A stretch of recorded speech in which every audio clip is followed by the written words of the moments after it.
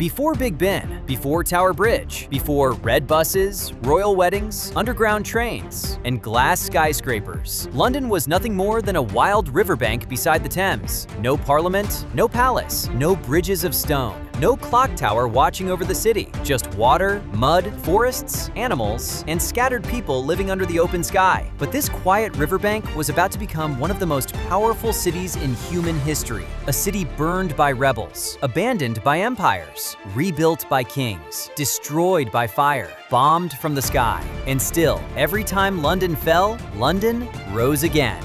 This is the evolution of London, from a forgotten riverbank to a global megacity. Around 100 BCE, long before the Romans arrived, the land that would become London belonged to Celtic Britons. Life was simple, dangerous, and close to nature. The River Thames was not a tourist attraction. It was a lifeline, a route for movement, trade, fishing, and survival.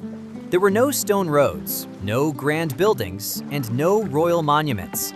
The landscape was open, green, wet, and wild. Small communities lived in wooden huts, using the river and forest for food, shelter, and protection. Then, in 43 CE, everything changed. The Roman Empire invaded Britain. Soldiers crossed the land with armor, banners, discipline, and ambition. They saw the Thames not just as a river, but as a strategic gateway. Soon, they created a new settlement, Londinium. Roman roads cut through the land. Timber buildings rose. Merchants arrived. Boats carried goods along the Thames. Soldiers, traders, craftsmen, and officials turned a quiet river crossing into a growing Roman town. But London's first great disaster came quickly. In 60 CE, during the revolt of Queen Boudica, Londinium was attacked and burned. Flames tore through the young Roman settlement. The city was almost destroyed before it had truly begun. But this pattern would define London forever. Destruction, then rebuilding.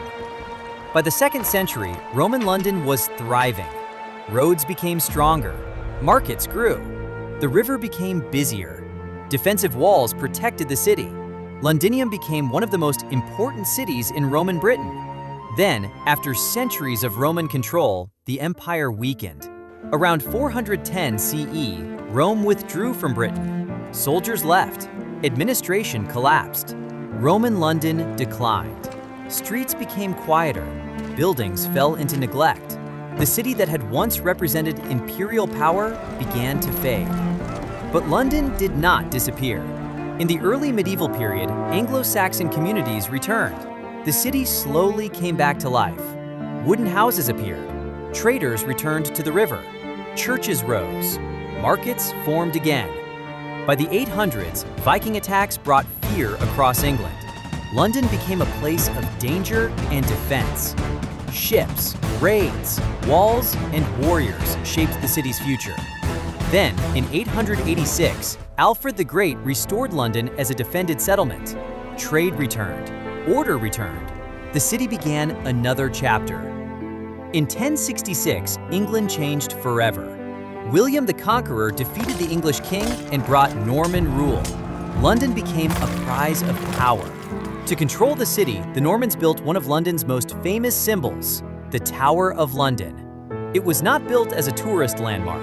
It was built as a warning. A fortress, a royal palace, a prison, a symbol of conquest.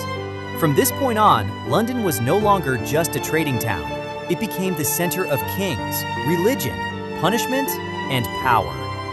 During the medieval centuries, London grew rapidly. Streets became crowded with carts, animals, merchants, priests, nobles, beggars, and workers. Wooden houses leaned over narrow roads. Markets were noisy. Churches shaped the skyline. In 1348, the Black Death arrived. The plague swept through the city with terrifying speed. Streets emptied. London lost a huge part of its population. In 1381, London became the stage for rebellion. During the Peasants' Revolt, ordinary people rose against taxes, inequality, and royal power. Crowds moved toward the center of authority.